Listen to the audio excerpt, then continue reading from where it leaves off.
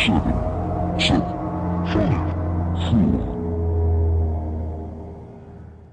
following is intended only for mature audiences. Discretion advised.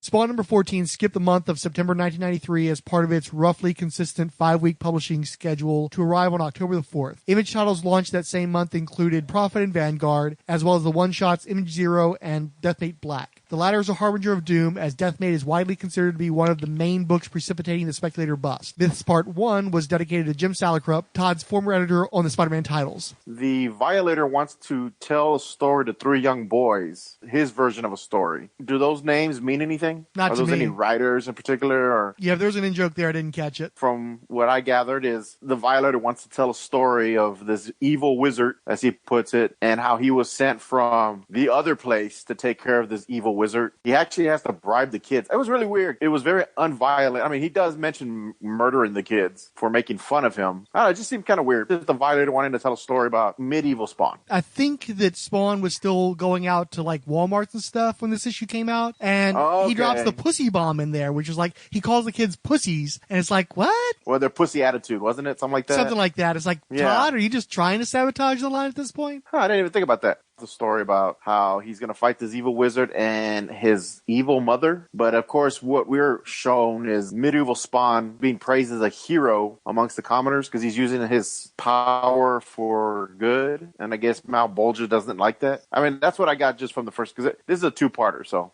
That Okay. story confused me too, because I was still working on the assumption that Violator was telling at least a variation on the truth, but the entire story is told from his twisted perspective. So even though he was running around killing all the townspeople, ripping out their hearts, he was pretending like it was Spawn that was doing that. And the evil witch mother is actually the sister or the lover of medieval Spawn. I don't know if they ever clarify that. The pictures are telling the real story as best as I can tell, and then Violator is just telling whatever bullshit he wants to tell to these kids. yeah. Well, he's manipulating the story. He's making himself the hero. He's being sent here to destroy this evil wizard. And then, of course, we see Al. He's now regretting divulging himself to Chapel because he was talking about how what he had for him, you know, what was helping him out is everyone thought he was dead. So he could kind of get away with the shit he was doing. But now that Chapel knows he's alive, Chapel might talk, which is now going to endanger Wanda in her life. So they kind of allude to that as well. Done fucked up. And so that was pretty much it. I mean, it's a build up to the 2-parter. The Violator's going to be a badass. I like the way he kind of tells the story. It's like, you know, he shows up to town and the people all love him and he's actually murdering people. He's going around killing people. And, you know, he's just basically manipulating the story to make himself sound like a hero. This was also the issue where they revealed that Sam and Twitch were no longer on desk duty. They had been cleared of any wrongdoing in the death of Billy Kincaid, and now they were going to start investigating the man in the red cape. And they go down to the alleyway. I just say Spawn Alley because that's the name of the place. Spawn Alley, yeah. And they start kind of harassing, you know, the homeless gentleman because Spawn talks about how they're getting ready for the night and they all got to stake their claim. I mean, it really doesn't go into more detail than that. I mean, it was okay. I mean, I'm kind of interested. I'll probably read the second one right away so I can be ready for the next episode of our show. Are you asking me if the writing is getting better or? I personally feel like these two issues, 14 and 15, are among the worst of Spawn so far. I actually hated them more than Spawn number 11 as a combined story. Really? Yeah, I just hated I didn't this think story. they were that bad. I thought it was stupid. I actually read these issues months ago. Why? And I repeatedly, because the Spawnometer was due months ago and we're late. So I read them months ago and they were awful. And I read the first part and then there was a few months where I sat on the second part because we hadn't recorded any more Spawnometer stuff. And I was in no rush to read it. And I finally did read it. And at one point I told you, just don't worry about reading it. I'll just cover it in a synopsis. So I'm glad you liked it more than me because I freaking hated these issues. I mean, they're not fantastic or anything. I mean, I'm going to read them and they're interesting. The writing is getting a little better. I mean, I like, you know, this is definitely a world builder issue with Malbolgia and Violator. So I was fine with it. You and I just have very different tastes. Well, I know you really like that one issue with Sims, and I was just like, I hated that issue. So this was definitely your action hero popcorn movie type. There's lots of action. There's build up. So I don't know. I'll read the next one. For me, it's the entire story is being told by an unreliable narrator, so I can't say for certain that anything the Violators tells anybody is the truth. And it's a story about medieval Spawn. I don't give a shit about medieval Spawn, so. I remember thinking it was a cool toy. I mean, I like the Garth Ennis story art, that little miniseries he did with the medieval Spawn. So, I mean, I'm fine. It's just another Spawn character. Though, at that time, I thought it was kind of weird because the Violator says he's only 800 years old. I think that the story takes place 800 years ago. I'm not sure that he's not older than that. The more we read it, I want to know more the time frame of how old are these characters? Like, I know Malbolgia and them are probably going to be around since the beginning. No, yeah, they did do miniseries with the Violator. I think the Violator is an interesting character. We'll finish it up when we get the second one.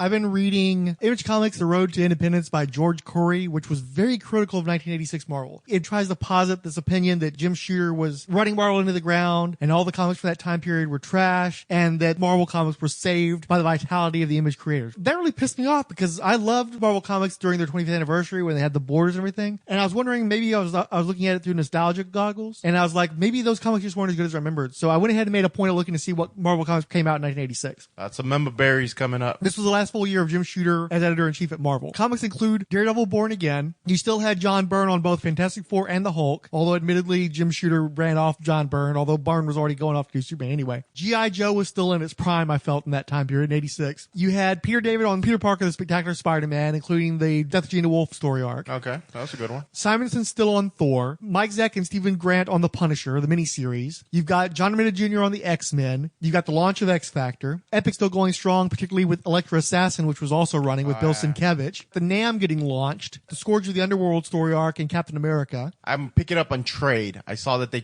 have it in trade on. I want to read it. Yeah. The Under Siege arc, which is one of many Avengers fans' favorite story arcs ever produced during the Roger Stern, John Buscema period. And you also have the launch of Star Comics, which I'm sure a lot of older fans didn't give a shit about, but it was an opportunity to give kids comics back to the kids, especially around that time period Harvey had folded. So no more Richie Rich, no more Casper, and so Marvel was trying to go after that audience instead of letting those kids get left behind. And yet Archie survived. Now, some cons is a whole bunch of books that had fans that loved them got canceled to make room for the new universe, which people generally consider to be major flop. There's a lot of hatred for the new universe. I have affection for it. I know a lot of people in my age range have affection for the new universe, but there are a lot of people that also hate the new universe. I like it, but they canceled. But they canceled Power Man and Iron Fist and Star Wars to make way for the new universe, which pissed a lot of people off. You had the weak launches of magazines like Amazing High Adventure, Dakota North, Savage Tales, and the revised Strange Tales. But I still think 86 was a perfectly grand year. I thought 87 was a good year too. And actually what I found was that it was around 88 that things started to go to shit, which is the first full year of Tom DeFalco as editor-in-chief. So I would have to say that Mr. Corey was full of shit by going after Jim Shooter in his last year. If you want to shit on Secret Wars 2, fine. If you want to shit on him being a dictator, fine. But don't shit on the comic. It seemed like a fine year. Yeah, exactly. It's like, where the fuck are you coming at this shit from? I think that a few years before the Image guys got hot and a few years after the Image guys left were some of the worst years in Marvel history. And that goes down to the editorial teams and the fact that a lot of it was them being built up by the artwork. And a lot of us looking over shit because the artwork was so good. But speaking of the artwork being good, let's talk a little bit about Whilce Portacio.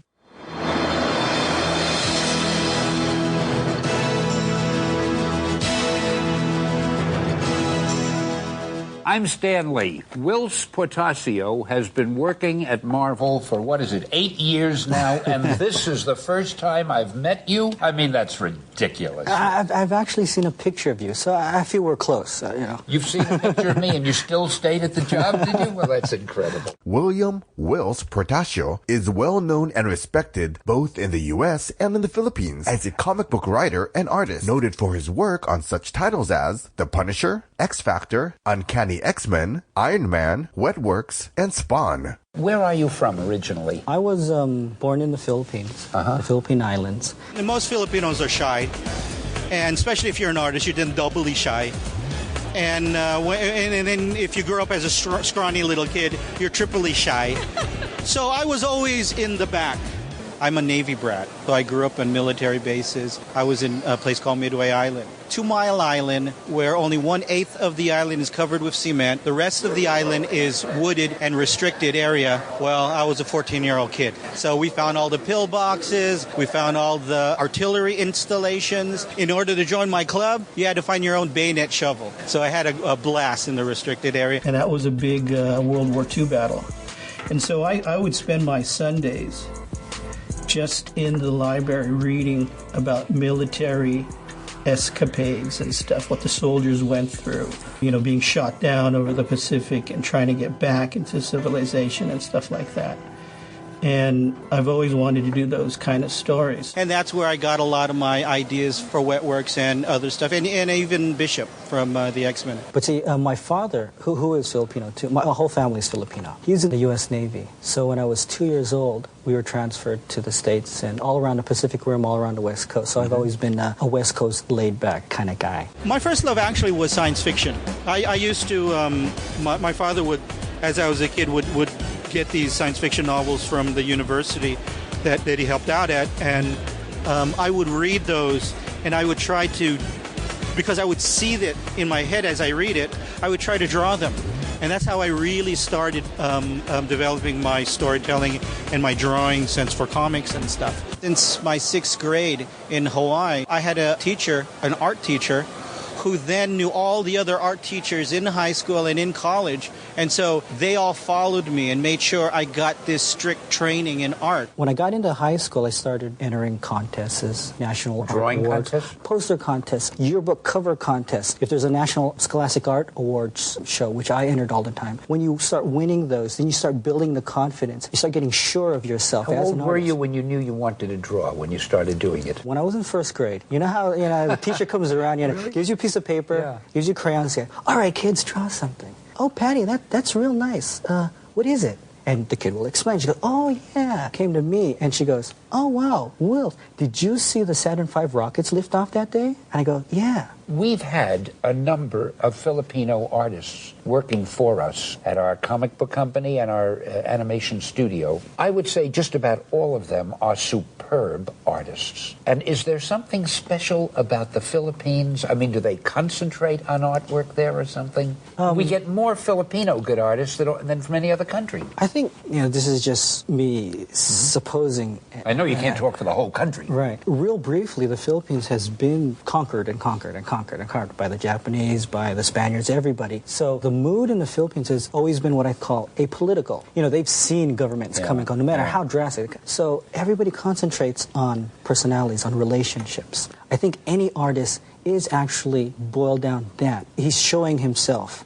In every drawing he does, a confident artist is constantly showing how he thinks the world is. I mean, if he's in a depressed mood, he'll show depressed drawings. But he's, again, showing himself. And the Philippines is very much like that. It's very emotional. That's the word. Because there's a lot of emotion in all of your artwork, and all of the Filipino artists I know. There is emotion in it. There's a lot of feeling. Yeah, one of the things I love about the Philippines is that with the language, you can talk for 10 minutes, you can talk for an hour, and not really say anything. But there's a lot of emotions. But see, you're one of the best.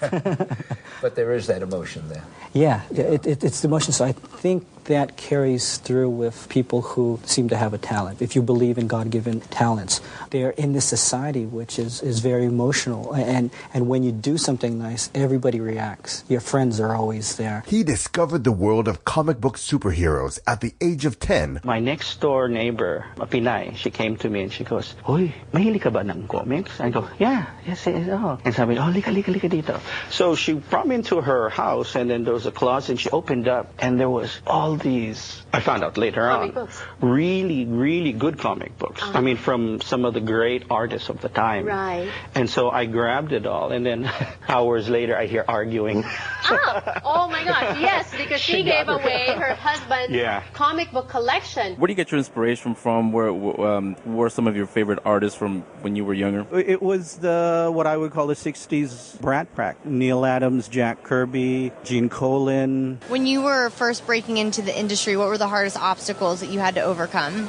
It's going to sound funny. There were really no obstacles because I was just one of those lucky young students that's, by the time I was in high school, I was ready already to get into comics. And so to get into comics wasn't actually the hardship for me. I mean, the skill set. That was already developed for me since 6th grade. So just getting in, just a matter of showing my portfolio. I was just very lucky also, knock on wood, I've been very fortunate in my life, that the year that I went to San Diego Comic-Con to show my portfolio, every single one of the Marvel editors were there actually looking to hire. I truly believe luck has a lot to do with everything, and almost every single successful person I know, no matter what field, luck. Now, what doesn't get talked about very much, though, is Scott Williams, who was also an Army brat. He moved to Hawaii at the age of 12. He met Whilce while he was in high school. There's about a 4-year age difference. I think Whilce was 14 and Scott Williams was 18. He used to describe Whilce Portacio as gangly, shy. He let his artwork do the talking. He's a freshman. I'm a senior.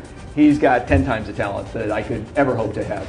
So Williams was the comic book guy, the main comic book guy. Portacio was more of a pure illustrator. Scott Williams' stated influences include Neil Adams, Jack Kirby, John Buscema, Bernie Wrightson, and Barry Windsor Smith. Portacio's stated influences include Neil Adams, Gil Kane, Barry Windsor Smith, Moebius, Mike Mignola, Bill Sienkiewicz, and Mike Golden. I think that he also has under-recognized influences from the likes of Bernie Wrightson, Mike Kaluta, Art Adams, Kevin Nolan, Larry Stroman, Frank Sirocco. According to Whilce Portacio, he wasn't exposed to a lot of Filipino artists growing up, but he has similarities in his art style to a lot of those artists. I can see Tony De Zuniga, I can see Rudy Nebres. So I think that even if he didn't actually see the art, maybe there's something culturally or some art that he was exposed to there, because you can see a through line between those. And of course, Gene Colan, who he's also referenced as being an influence of his that he loved. Portacio moved to the Philippines after his father retired from the Navy, while Williams went on to go to art college. Williams began attending San Diego Comic-Con every year as of 1980 because he was trying to break into the industry as hard as he could. Portacio was stuck in a third world country where he didn't even speak the language. So he set aside comics pretty much the entire time he was back in the Philippines to focus on creating his own style, because he hated that he would look at John Byrne, he would draw like John Byrne. He'd look at Jack Kirby, he'd draw like Jack Kirby. And he didn't want to be a clone. He wanted to be his own man, have his own style. So he didn't look at comics for like the 4 years he was back in the Philippines. And he was also focusing on go to school as an architect at one point, if I recall correctly. There wasn't a comic industry in the Philippines anymore. The industry had basically collapsed because companies like Marvel had hired all the Filipino artists away. Portacio had to make do with the occasional copy of heavy metal, but he also had a lot of exposure to manga and anime. He felt that the Philippines lacked a culture of its own because they'd been conquered by so many other countries, and so he became fixated on Japanese culture. Portacio intentionally flunked out of art school around age 21 because he just wanted to do something else with his life. It was like an act of rebellion, he said. The one act of rebellion he had against his father. My dad retired from the Navy, so we went back to the Philippines. We lived there for about 4 years. I came out of high school there, and okay, I got to do something now, right? I was a straight A student, Asian family. I got to be a doctor. I got to be a lawyer, but I want to do art. And they go, okay, we'll give you one shot. So I go back to San Diego, go back to the stateside, to San Diego where my aunt was, and I start doing a portfolio. Did the whole Hobbit cast and Dune and did all these pieces. And then my cousin goes, hey, there's San Diego Comic-Con happening. You know, he dragged me over there, pulling my portfolio. 3 months later, he met Marvel editor Carl Potts at San Diego Comic-Con 1983, who hired him and developed him. Both Carl Potts and Brent Anderson tutored Whilce Portacio in comic book artwork, but they were impressed with his basic style very much. He was hired as an inker because they didn't feel like he was ready to tell stories with his artwork. He didn't know how to do that. Ivan, there's so much stuff here. Is there one memorabilia or collectible here that is your favorite? Framed up there, that's an Art Adams print. Okay, it was the one where it's above the... Yeah, it was his very, very first print. Wow. Okay? Wow. It was my first job. I was an inker on Long Shot. The limited series. While I was waiting to do Punisher, because I had a few things to learn about storytelling. Storytelling, you got to tell a story. I just want to draw, you know. So while I was waiting, I took the inking job of inking Art Adams, and Art Adams, that was his first book. Me and Art talked for a while, and then Art said, "Here, here's a poster." They were called prints back then. He goes, "Here's a poster," and I go, "Oh, cool!" And he rolled it up and took it home.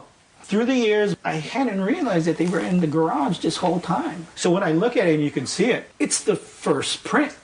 He gave me the very first print of his first print set. So Portacio got the long shot inking gig on Arthur Adams' first big project, but he was overwhelmed with the level of detail Adams was putting into his artwork, and he was just unfamiliar with comics. He hadn't looked at comics in years. So Scott Williams and Whilce Portacio got reacquainted at the Marvel table during San Diego Comic-Con 1984. Williams offered to move to San Diego to help Portacio to work on long shot doing the inking. Portacio also reached out to him, so I'm not sure whose idea it was. He was in San Diego, was just starting to get work. He called me out and said, come on down, I need some help. I need some assistant work.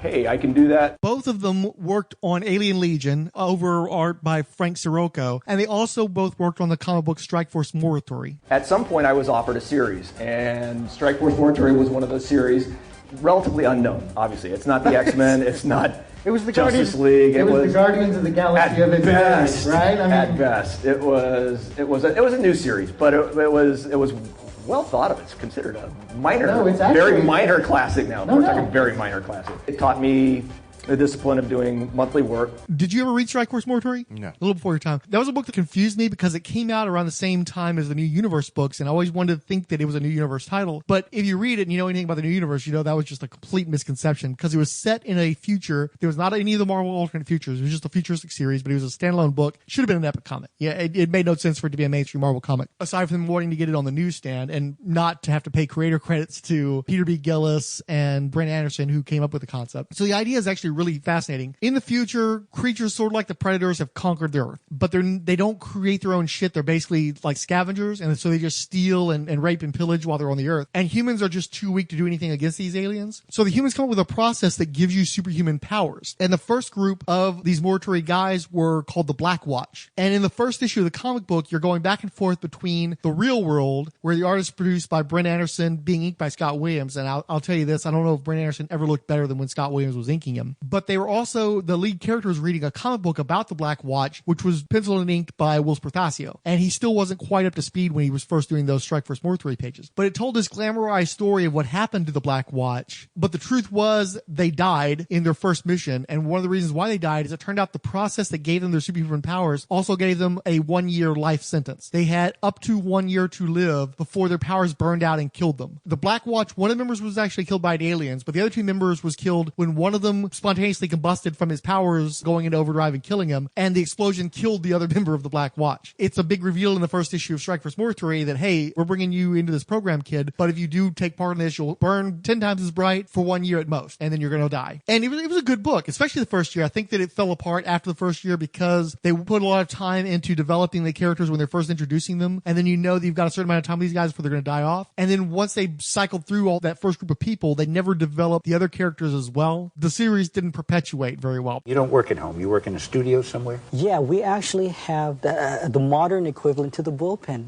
that you created. It's called Homage Studios. And in the studio... is that in San Diego? In San Diego. Jim Lee's in there, Scott Williams, a fantastic painter, Joe Chido, he's in there. He's actually working on Daredevil, Black Widow piece. Other artists have been invited over, and other artists have expressed interest in coming in, so we'll be expanding our space. So while Whilce Portacio was still trying to get his foot in as a penciler, he was continuing to work with Carl Potts, who himself was 1/4 Asian. I think he's like 2 different nationalities. Like he was like half Asian, but like 1/4 is like Japanese and 1/4 is like Korean or something. Everybody, when I do interviews, they always are like searching for that. Okay, I'm Asian, so obviously there's these barriers and stuff, right? Well, the industry is so small. Oh, you can do it. Oh, great. You know, if you were a purple people eater, but you could draw the pages, they'll let you in. Yeah.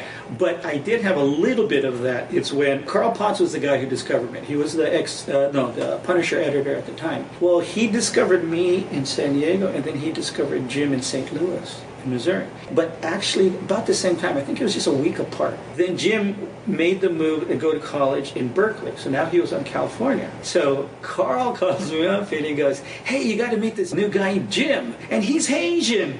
You guys will get along.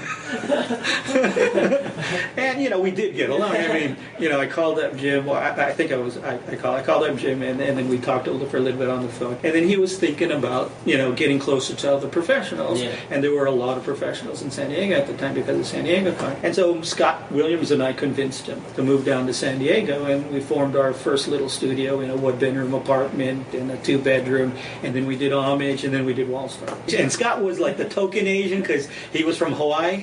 From my generation, it's the same. It's Jack Kirby and Stan Lee.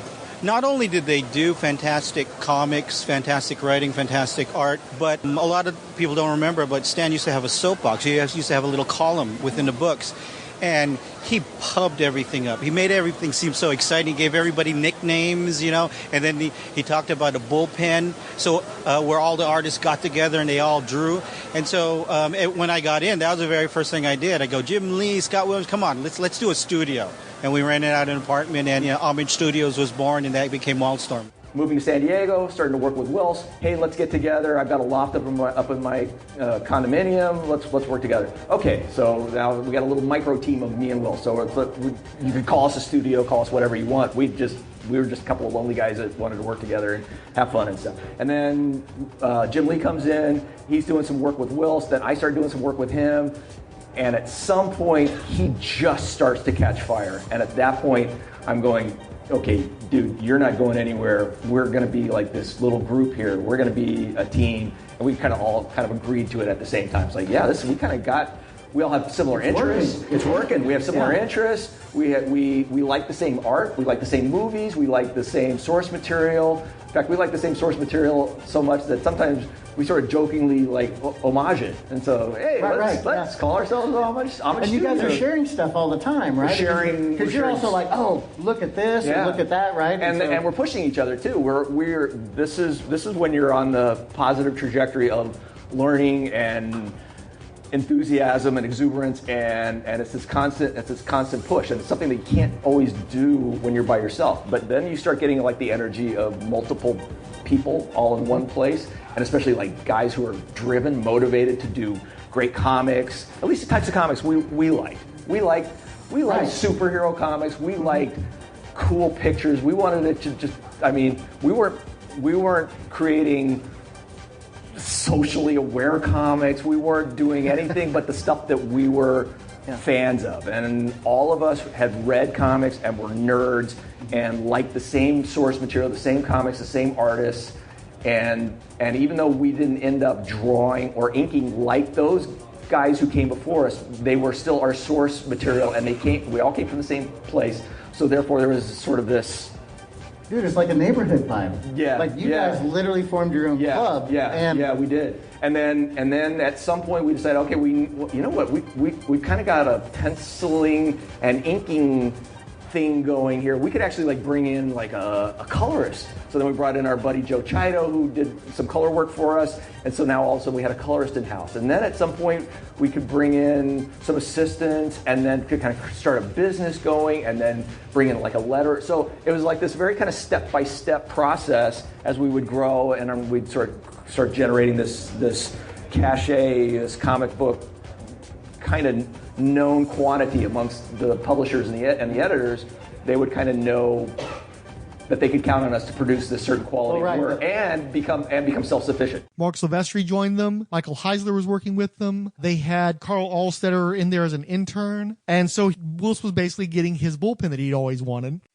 Also, Whilce Portacio was inking Alpha Flight and working over artists like Dave Ross, June Brigman, and eventually Jim Lee when he was drawing the book. Portacio inked him. Have you ever seen early Jim Lee? I think in a What If book, yeah. He wasn't Jim Lee yet. Yeah. And then Whilce Portacio was inking him. And that's when you start to see the first inklings of who Jim Lee was going to become, when Whilce was inking him. And he's working out of Whilce's studio. I think we'll come back to that later on. Whilce needed to learn storytelling. He studied cinematography at the urging of Carl Potts, but he kept pushing the pencil, and he finally started to get his own pencils into comics with Strikeforce Morituri number 10. I remember that was the first time I was exposed to Whilce. I'd seen his stuff on Strikeforce Morituri number 1 because my brother's brother had, for some reason, decided to experiment with lamination. And so the first 3 or 4 issues of Strikeforce Morituri, he had laminated the covers just to sort of practice. And I wonder if I still have those somewhere. The downside to it was the moisture from the adhesive bled through the inside of the cover, so it made it partially translucent, mucked up the inside cover, but it was cool to have these laminated covers on the Strikeforces. And so I'd seen him there, but I didn't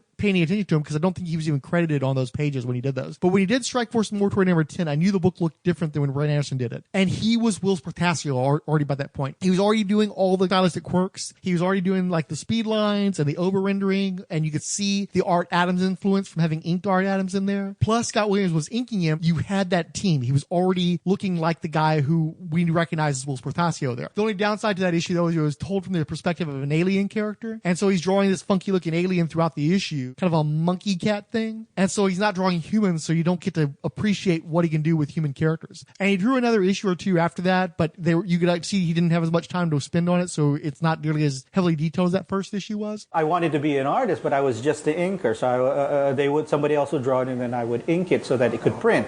And so what I would do was each page has a front and a back. So the front has the artwork that I'm inking from a penciler. And so I turned it over, and before I would FedEx, because back then we used FedEx, to hand it back to New York office, I would draw on the back. So as the editor is looking at his pages, his assistant is going, oh, ano ba yun? And so because of that, I got the Punisher job. And so I started drawing Punisher. And then while I was drawing Punisher, I was drawing Wolverine on the back. And so that's how I got the X-Men job. The Punisher book didn't catch on at first. You had that really successful miniseries. And then when they came out with the ongoing, it was drawn by Klaus Janson. And I know I wasn't buying it because I hated the artwork, despised the artwork. I thought it was awful. And I think that it had hurt the rollout of that book after they were so much heat from the miniseries. And so Dave Ross and Kevin Nolan did one issue, and then Whilce Portacio did an issue, and he became the regular penciler on Punisher, and suddenly the Punisher sales started kicking up. People were really taking notice of Whilce Portacio. Whilce was still learning how to tell stories. He was still figuring out how to pencil. Scott Williams was helping him with a little flash factor, but he didn't have any input into the plot. He just followed Mike Barron's scripts at that time. One of the problems that Whilce had with doing the Punisher is he would have these scary paramilitary fans come up to him and talk about him like a little too into the weapons and too into the violence. You know, why don't you ever have somebody get kicked in the kneecap? I've kicked a bunch of guys in the kneecap and it always works. And he's like, dude, you're freaking me out. So he kind of wanted to get off the Punisher gig. But didn't he also do like a Punisher Armory? No, that wasn't him. Okay. No, I think that Elliot R. Brown and some other people did most of the It was armories. very much his style, if I remember correctly. If I remember correctly, the Armory stuff didn't start showing up until Punisher War Journal. It was it was in the back of those books. Those were more expensive. I think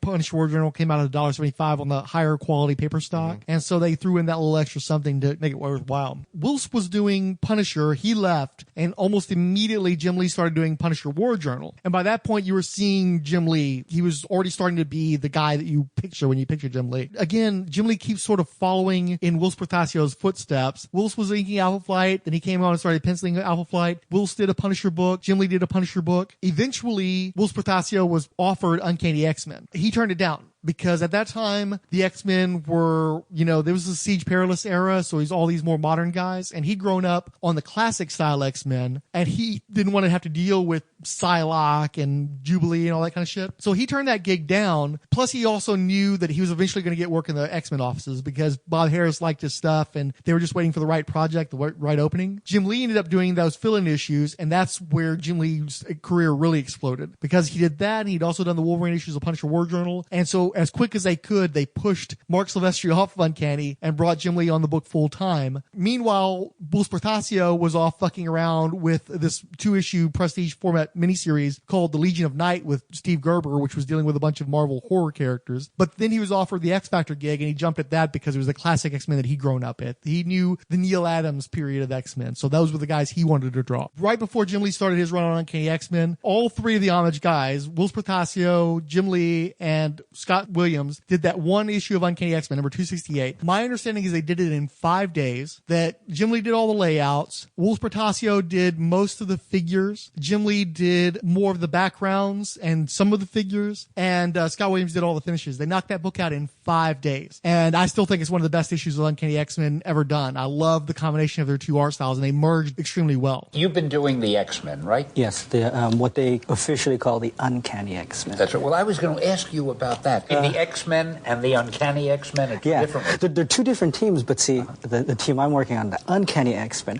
or what we could call the original X-Men, right? It's made up of Marvel Girl, Bobby Drake, Iceman, Iceman, Warren Worthington. He's now Archangel. Oh, he's now the Archangel, right? Yeah, he's a little more. It's sinister times, so he's got to be a little more sinister. And who else is a part of the group? She's not a part of the original team. There's Storm, Scott Stand-in. Obviously, Jim Lee and Whilce Portacio had a lot of shared influences. Scott Williams in particular noted Michael Golden, John Byrne, Kevin Nolan, Barry Windsor Smith, and you can see those influences and how Jim Lee sort of diverged from Whilce Portacio. But there were definite similarities, especially because they were both looking at anime and manga at that time. They both acknowledged the influence of Akira and Appleseed in particular. I've been going on for a while now. At what point were you introduced to Whilce Portacio? X-Men. I actually own some of the artwork that he drew. Which issues of X-Men, though? When he started the main series? You didn't see his X-Factor stuff before that? What X-Factor was he doing at the time? Oh, yeah, that's what the Apocalypse story arc. Right. Yeah, that's right. No, I picked up I noticed I guess it would be X-Factor then. Because I remember I picked it up because his style was very distinctive. Yeah. So you didn't read any of his Punisher stuff before that? No. I might have. I wasn't a huge Punisher fan when I was younger. I was more into the X-Men, the X-Factor, basically all the X books. Not Mutant X, was it Exterminators. Jeez, I'm trying to think what else was out. Who drew Exterminators? I forgot. Was that John Bogdanov or somebody else? Sorry, you got me, dude. I just remember that came out, I think, right after Inferno. Yeah. Because the Inferno series came out. So I was reading X-Factor, X-Men, Exterminators. Let's see, so X-Factor during... I think Excalibur was out at that time, wasn't it? Yeah, X-Factor, yeah, definitely. And so that was the stuff I was reading at the time.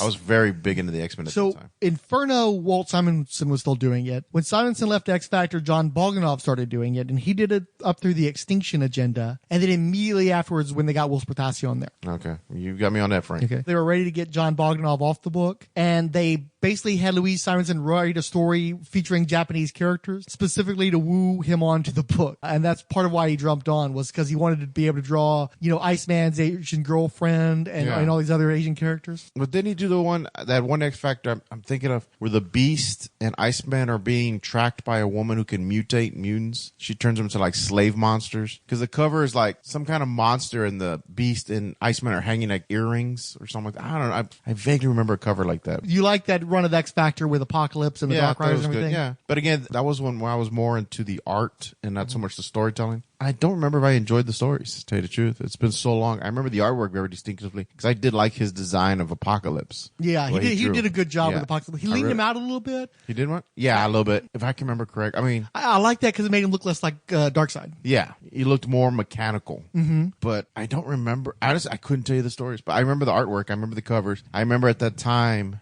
they would put the little 2 to 3 issue story arcs into one book. So you could buy like that book, and then you had the other one with the Wolverine and the Brood, and they put those in those store like a little 64-page giant. Yeah, it's like a little 64-page giant where they would put like 2 or 3 issues in there of that story arc. But that's really all I remember. I mean, up to that point, I didn't really. I follow artists, but I didn't know the artists who they were. I just like, I like this, and I would buy it. Yeah. That was it. There's one comic shop that I found that was built into the side of a grocery store, and I could get there on my skateboard back when I had a skateboard. You rode a skateboard? I definitely. You probably sat on it and pulled yourself with your hands or something. I definitely got called out as a poser. I did briefly dress in a slightly skaterish style, but I never tried. Whoa! Yeah. We're doing a whole fucking podcast on this just right now. I've known you 20 years, man. This is something new to me. There was a very brief period where I attempted the backward baseball cap. Didn't take. Holy shit! Did not take. In part because I was called out as a poser, and also it's when I realized that you were not officially a skater if all you did was skate in a straight line 2 places as a mode of transportation.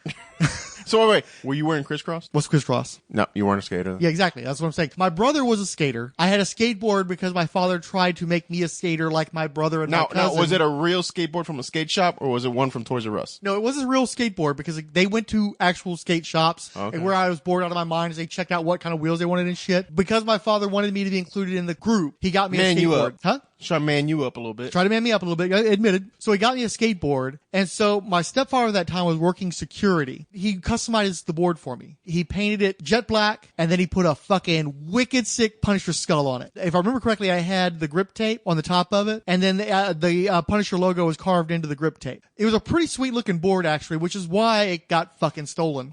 So, yeah. Story of your life. Yeah. But he actually did a really good job with it. I mean, the great thing about the Punisher skull is it's not hard to draw. You just take your time with it. You can take a ruler out, and you can pretty much get it down. But it was a great-looking board. It was pretty much wasted on me because I wasn't exactly doing ollies and shit. Like I said, it was a mode of transportation. It was basically roller skates.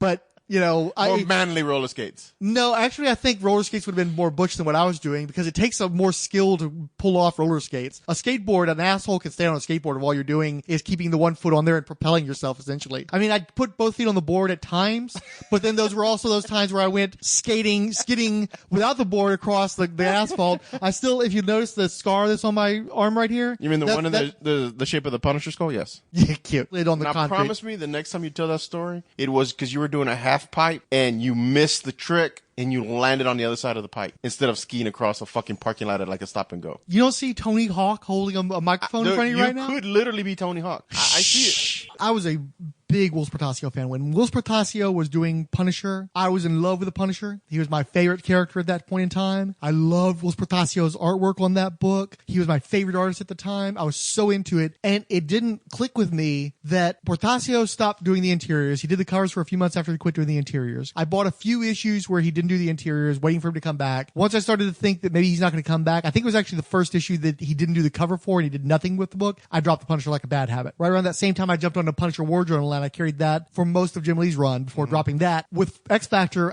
I'd always disliked X Factor. I tried to read it over and over again. I felt like a compulsion to read it for a long time there because I was an X-Men fan. You know how it was. You kind of felt the need to read the entire family. But I always did it begrudgingly, and I never was into Walt Simonson's artwork on that book. I just never felt like he was a good fit for the X titles. I actually liked John Bogdanoff better. It turned me on to John Bogdanoff partway through Extinction Agenda because I liked the way he drew Jean Grey specifically.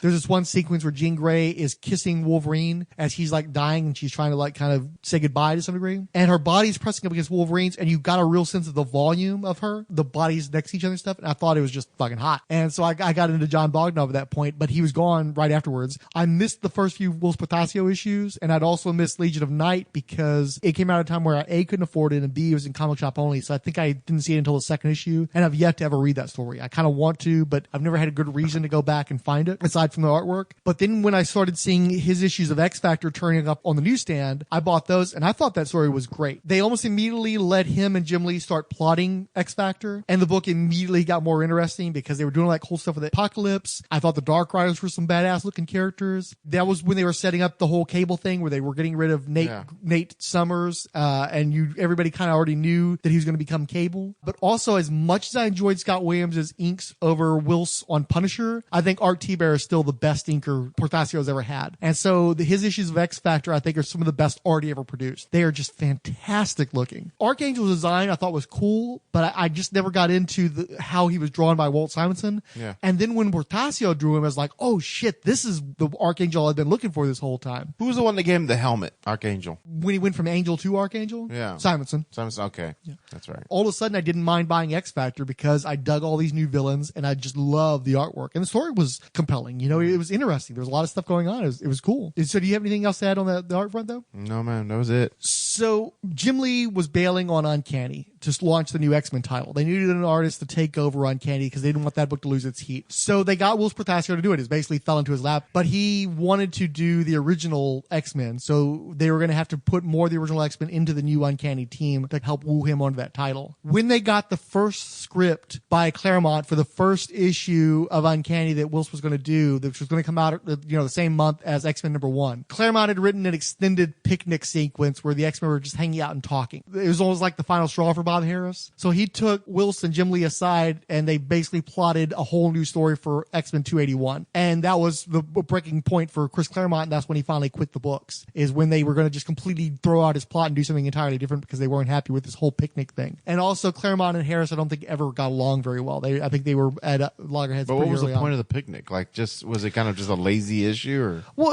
it's just like the X-Men always had the baseball issues where they would just hang out and bullshit. I'm sure it's a character building moment, but Harris was looking to reignite the X-Men after they had sort of a lull period before Jim Lee came on. And then Jim Lee just completely spiked the sales and spiked fan enthusiasm. And I think it was getting to the point where Jim was already co-plotting the book with Claremont. Jim was the exciting artist bringing the exciting ideas. Claremont was the guy who'd been doing the book for 16 years. And really, let's be honest, the last few years of Uncanny X-Men that he was doing, especially before Jim Lee came on, weren't that great. He really did feel like he was kind of burnt out. And and kind of spinning his wheels. And I think it was just time. I really resented Claremont getting pushed off at the time. In retrospect, it was probably time for him to go, but they didn't handle it well at all. And they were also giving the plotting chores to these two guys that, for the most part, had only done a few issues of X Factor. And they're turning over one of the flagship books of comics to these dudes. But Bob Harras had walking orders. He was like, okay, you're going to do this issue. We're going to kill off a bunch of these characters, and we're going to have like a big splash for you doing this book. So Whilce had never wanted to write comics. He didn't have any great aspirations, even though he felt that if he applied himself, he could be a great writer. But it wasn't something he was trying to do at that time. But him and Jim Lee ended up having the plot Uncanny X-Men for a few months there. And Jim Lee ended up plotting main X-Men title for most of his run on that book. And so it was just like a circumstance. Like, we're going to have to do this. But Harris knew what he wanted to do. So to a large degree, the Homage guys and scripter John Byrne were basically doing what Bob Harras was telling them to do. For instance, the creation of Bishop. What happens is the second issue of Uncanny X-Men that Whilce and Jim were doing, Bob Harras calls up Whilce Portacio and says, I need you to create a new character for this next issue. And you got 2 weeks to do it. So Whilce is thinking about it, and he wants to do a Philippine warrior guy. He wants to actually get a prominent Filipino into the comic books because, even though he didn't grow up in the Philippines, he'd really rediscovered his Filipino identity, and it's a defining characteristic for the rest of his life, basically. And he comes up with a few ideas about how to do it. When I went to doing Bishop,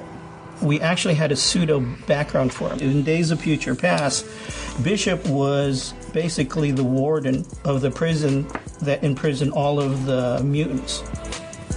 And so I decided, hey, let's do kind of a military theme with his look. While I was creating Bishop back then, I was creating him with a friend of mine, our assistant in the studio, because I had a studio with Jim Lee and Scott Williams, and we needed an assistant. So we brought Carl Altstetter in. Carl now is one of the toy designers for Mattel. But back in the day, he was a teen kid. He was our target audience. And that was one of our Image secrets. Having somebody there who had the pulse. And going back to the mullet, Carl suggested the mullet. What he really was suggesting, though, is Jerry curls, because he was a big Prince fan. And I actually fought that. And then I finally drew him with the mullet. And Scott and Jim said, man, that actually looks kind of cool. And so we stayed with the mullet.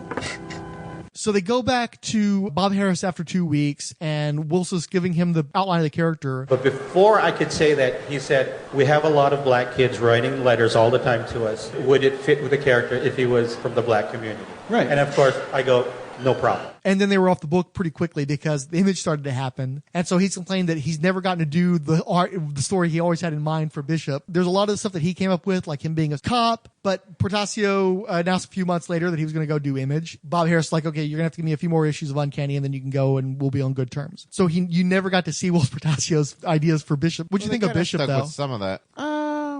Honestly, from the comics, very little. I mean, I remember more from the cartoon and maybe the movies, but the comic book, I just remember he was a time cop with 2 other officers just like him, and they were chasing someone. Weren't they chasing Gambit? Trevor Fitzroy. Oh, there you go. That's right. And that's about it. I remember the first issue of him appearing went into multiple reprints. Yeah. I immediately liked Bishop. He was one of the reasons why I stuck with Uncanny X-Men as long as I did. I never gravitated toward Cable. I appreciated what he brought to New Mutants. I don't know. It just didn't do anything for me. He's never done anything for me. I've tried to like Cable a bunch of times over the years, and it's never taken. I do feel like Bishop was basically a knockoff of Cable, but I just liked him immediately far more. I liked him as this kind of brusque cop dude from the future. I liked how he bounced off the other X-Men. I liked the design. Of course, I love Whilce Portacio's artwork. And so for me, that was like the last great X-Men character. That's the end of my time period loving the X-Men. The capstone on that was the introduction of Bishop. And then after that, for me, those books went off the rails and I never recovered from the departure of Claremont and then the departure of the Image guys, but especially Portacio, because once he was gone, I lasted a little bit after that, but my love of the books was gone and I ended up bailing around issue 300. I came to the Philippines just a vacation, really, for 2 months. I just needed a break. This was after 16 years of working in comics. I was raised in the U.S., but I'm from Philippine heritage. And so that was my kind of nationalistic period, wanting to find my roots. So every year I went back to the Philippines. And the guys knew that. So, and that was usually around Christmas. For the whole month of December, I go home. And so I'm about to get on the flight, and Jim Lee calls me up, and he says, hey, Whilce, there's something happening, and it's going to be really cool, and it's with a lot of people, and it's going to be real cool. Okay, cool. What is it? I can't tell you yet, but when you get back, I'll tell you about it. So I go off to the Philippines thinking Jim's Jim. So then a month later I come back, and actually it's already done. It's already happened. Jim goes, the guys want you to be part of it. What do you think? I called my friend up, and that was Scott Williams. He said, yeah, this will be cool. All of us were the popular artists for Marvel at that time. Mm-hmm. So we were doing all their top books, and we left, and we decided to do our own books, but superhero rin. Marvel stock dropped 16%. It sounds very scary, but it wasn't that scary. We learned that the industry actually was not a very complicated. Publishing a comic book actually isn't very complicated. But it was, again, a tactical move on our part that when we left Marvel at the top, and we were the top tier, all that other stuff then goes along with it, and we were smart enough to know that. We were able to get the printing credit that Marvel had with the printers and with the distributors. So ibig sabihin yun, we actually had no out-of-pocket expense. Image has already happened, so he was always like this last guy, the straggler that got sort of almost like an afterthought. He gets introduced, and it kills me because this guy co-founded Image Studios, and Whilce is the last guy to hear about Image Comics and the last guy to be brought in as a founder. Kind of irks me because this guy's one of your closest friends, and in fact, Whilce comes back, and after Jim Lee's talking to him about it, he goes to talk to Scott to see what he thinks. Scott already knows about Image Comics. He's already on board Image Comics, and he's like, yeah, this is gonna be cool. You should do it. And Whilce's like, okay, I'll go ahead and do it. So he really does feel like an afterthought amongst the Image founders. He's not at that first big press conference that they had with Wizard Magazine where they were announcing all their books and shit. They just said, oh yeah, and Whilce is on the books too, and he's going to work with Chris Claremont on a project. When they're announcing all the other Image founding books, that and Jim Valentino didn't have Shadowhawk yet. He was still going to do the Pact back then, or the others. I don't remember which of the two. Portacio really resented some of these guys that came in after Image had gotten started. There was a bunch of guys that were immediately down or very early on had decided they were going to join in with Image and do some stuff. But there were also a bunch of guys that were like, we'll wait and see. We'll see how Image turns out. And when the sales came back, they were big. Then all of a sudden they want to be in the Image Club. And he just always resented that these guys didn't have the courage to go out and do this and pioneer this. They just wanted to reap the benefits of the efforts that these guys had done. Whilce definitely felt like he was a founder, and he definitely understood what they were trying to do and believed in it and still supported them from the very beginning. He didn't get a lot of credit or support, it seemed like, in return. When he was still trying to figure out what he was going to do, he was interviewed. He did a Wizard cover story featuring Bishop. He was interviewed in the issue before Image was officially announced as like a full big on thing. At that time, it was just like some little few miniseries that Malibu was going to publish, right? So they're interviewing Whilce, and he talks about how two of his favorite comic book characters of all time were Deathlock and Silver Surfer. Even after these enormous changes were made to them and they experienced this incredible adversity, they still were true to themselves, even though they were radically transformed. And so you can see where he was going mentally with the characters that would eventually become Wetworks. Wizard in issue number 8 asked him what his plans were with Image Press. They were never called Image Press except in that one interview, it seemed like. And he basically said he didn't know yet, and he thought he'd like to do something like Conan, but everybody else was doing superhero type stuff, so he was still figuring out what he was going to do. In Wizard number 9, Whilce Portacio's absent. Jim Lee says that Whilce was going to do a project with Chris Claremont later in the year, but Chris Claremont was in Paris, Whilce Portacio was in the Philippines, and it ended up not manifesting, although I think it became Huntsman. Scott Williams was an Image earlier than Whilce Portacio was. He was inking Wildcats, and he eventually inked Mark Silvestri on Cyberforce, and he inked J. Scott Campbell when he started doing Gen 13. So Scott Williams ended up doing more work for Image Comics than Whilce Portacio ever did. He was in the group earlier than, but because he's an inker, he never got treated as a founder. So that's kind of a drag because Scott Williams makes Jim Lee, I think. I think that the basics of Jim Lee are solid, but if you ever look at Jim Lee's pencils, it's never as good as when Scott Williams inks him. Scott Williams helped to define Whilce Portacio as well, but Whilce was already this great artist even before he met Scott Williams. I think that they fed off each other, but a lot of that Image style, a lot of what we understand to be Image Comics, I think was created by Whilce Portacio and Scott Williams, largely influenced, I think, by Arthur Adams and the anime manga influence. And I think that they created Jim Lee. I don't think Jim Lee was Jim Lee until he was part of Homage and fed off of the influences of Scott Williams and Whilce Portacio. And yet it's always been about Jim Lee. Jim Lee's always been the star, and it's always felt like Whilce and Scott are just way in the background. And I've never felt like they've gotten their due in creating the Image style. But I love Whilce Portacio. I was a fan of Whilce Portacio before I ever heard of Jim Lee. And I've been a fan of Whilce Portacio longer because even though there was a period where I would favor Jim Lee, especially during that golden period where he was on Uncanny X-Men, once Whilce Portacio came back on doing X titles, he went right back to being my favorite again. So I love his style. I love his work. I love the darkness. I love the oddness. I love, his unique take. Nobody looks quite like Whilce Portacio. He has a lot of those image stylistic quirks, but he did it first. The only people that really were doing that before him were like the proto-image artists. Yeah. I think that Jim Lee took the basics of Whilce Portacio's style and added more mainstream influences, particularly guys like John Byrne and Michael Golden, and he has a more fan favorite, more palatable version of what Whilce Portacio was doing. But I think Whilce was Jim Lee and taught Jim Lee to be Jim Lee to a large degree. I don't feel like he ever got the credit for that. And then so when it came time to image, where, okay, we're going to do this, and oh no, we've got to actually create something first before we draw it. You know, this is our own stuff. This is not, you know, we're not working for somebody like Marvel. Yeah. And so, of course, you know, we were all practical enough. Okay, do, you're always told as a writer, right? Yeah. Do what you know. And that's what I knew. I knew military guys. And then Brandon Choi, who wrote both Wildcats and Wetworks, we lucked out because he was in San Diego, other than being Jim's best friend, he was in San Diego because he was trying out for the SEALs. But he, I think, sprained his ankle on the course. And so was thinking about what to do, whether go back into law or join up with us. And it turns out he was, well, obviously he was going to join he wanted to be a Navy SEAL. So we got together and hit it off real well. And he then brought into the mix, Classic Monsters, the copyright's up. It's free now. It's open. We can use it. And so, oh, cool. We needed an enemy. Wetworks debuted in a 4-page backup feature in the second issue of Wildcats. And then because of production delays and personal tragedies, no more material was produced for the better part of 2 years. Technically, the Wetworks team has been introduced as of that story early on in the Image days. And so that's why we're going to address it early, especially since Whilce Portacio was a founding member of Image, and we don't want to have to wait years to address him. Or what happens in the story? What did you think about it? I wasn't really sure what the hell happened. It's true.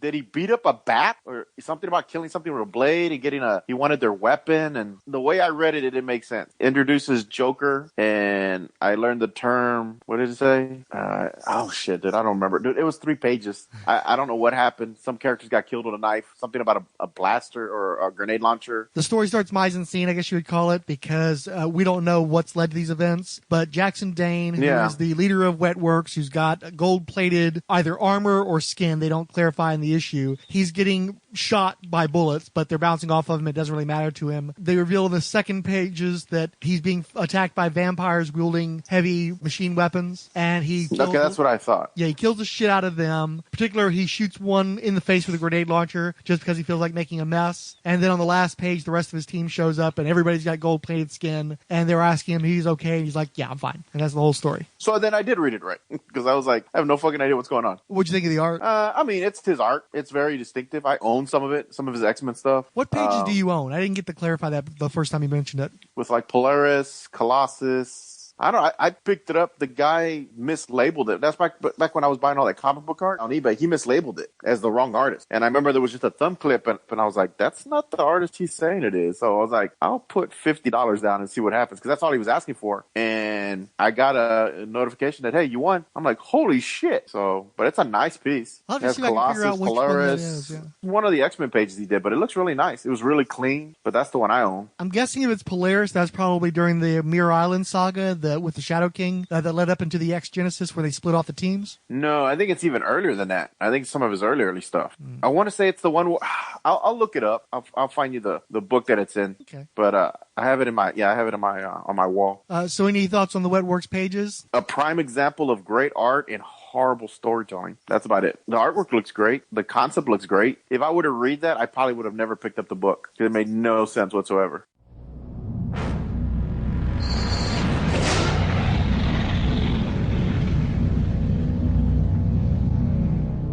You're doing the names though, man. Yeah, I know.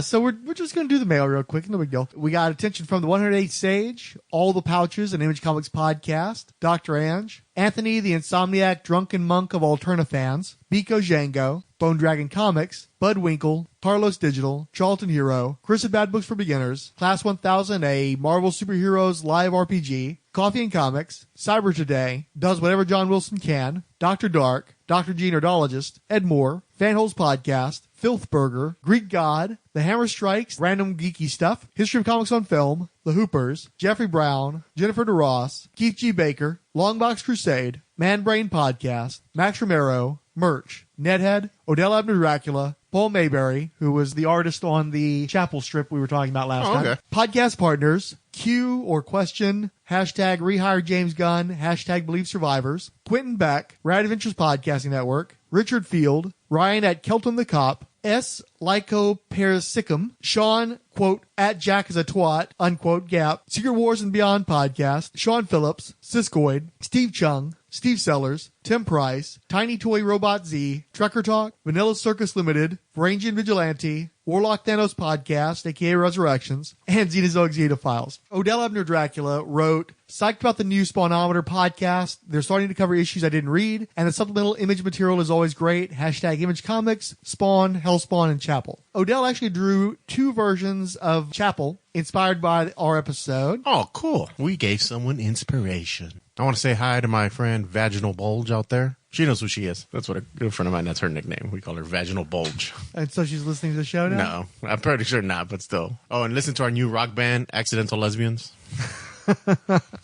We're like Veruca Salt meets Kiss meets Nine Inch Nails with a little bit of Smashing Pumpkins and a little bit of Guns N' Roses with a little mixture of Miles Davis, add in a little bit of Two Live Crew, and you swirl it all together with some salt and pepper. I can't get the fucker to enlarge, so we're just going to look at it in the tweet itself. I've had that problem too. So Chapel writes, hey, you guys, remember when it was me that killed Spawn? That's pretty cool. It's like Mr. Burns, though. It's Chapel. Excellent. No, actually, Lenny from The Simpsons says Chapel. I can see a little bit, yeah. And then one that says, thanks, Frank. Oh, nice. Why just Frank, man? Yeah, for some reason I get due attention, I feel like. You know, Yeah. I mean, it's a group effort. It's a combo. Yeah, on this yeah. one. I'm the dancing monkey here, man. I'm the one that's performing. He just grinds it. He just grinds his organ over and over and over. Two-handed pepper shaker. Yeah. Jeffrey Brown wrote, Chapel is kind of interesting character out of the Liefeld Youngblood set. Our boy Illegal Machine wrote, as I said on our Facebook page, I've got nothing to do with this show, but I love it. Frank and Fix It do a great job. Production, sound clips are all perfect. And then finally, Odell Abner Dracula came back one more time and said, a Jason Voorhees Schwarzenegger character mashup sounds really compelling for some reason. If I come home from a con or the local comic shop with Youngblood Strikefeld back issues, I'm blaming Frank and Fix It. Hey, you got name drop that time. Thank you. Thank you for recognizing the dancing monkey who's doing this for your enjoyment. Oh, shit, this monkey rather be laying down right now. He's tired. He's tired monkey. Oh.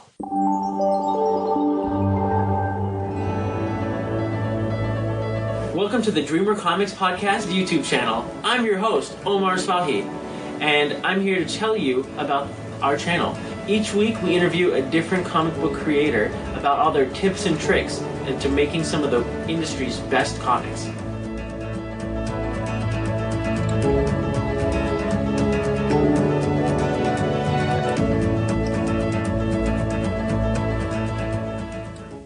Who's gonna die tonight? Who's gonna die tonight? Who's gonna die tonight? Who's gonna die tonight? You're gonna die tonight, 'cause there's only 2 of the night. 4,000 dead untouched is 4. Tonight will justice. Tonight will justice. Tonight will justice. All right, hello everyone. My name is Jacob Williams. And I'm Dane Lamont. And we are your host for America's premier Punisher podcast, Punisher Body Count.